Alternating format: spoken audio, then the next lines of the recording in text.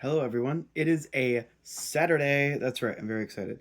Today we're going to be reading John 4, 22 and 23. That's my daughter. You worship what not you know. We worship what we know. For the salvation of the Jews is.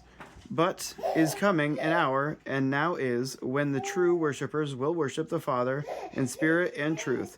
Also for the Father such seeks the worshipping him. You know not what speaks about the error of their worship. It is in contrast to the words we know what.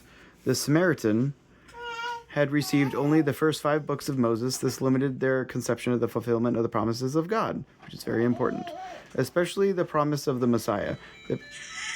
The prophets were interpreters of the law. The Samaritans lacked inspired interpretation of the scriptures. Jesus used the word salvation, soteria, but twice, and in both occurrences he meant himself. Here in Luke 19:9, he is his own commentary on salvation. He is salvation's text, and about him is salvation's commentary. True worshippers are those who worship in spirit and truth. The Temple of Jerusalem reserved the limited revelation of the old economy. Ceremonies, rites, sacrifices help the worshiper only insofar as a shadow or symbol are rightfully interpreted.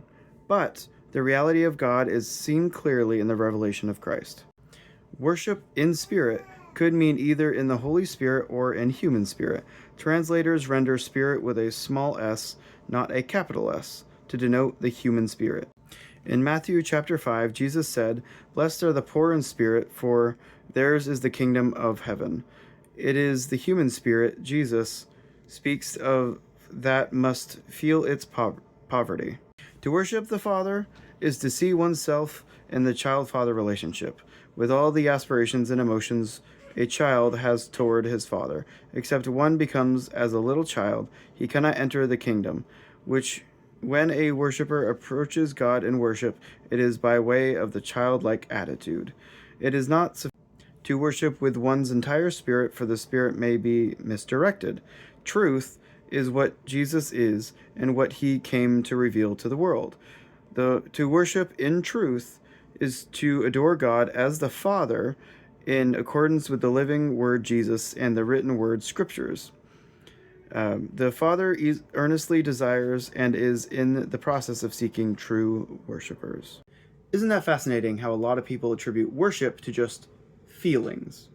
But in reality, there's another layer to it, where it's not just feelings, but also in truth, seeking truth, valuing truth.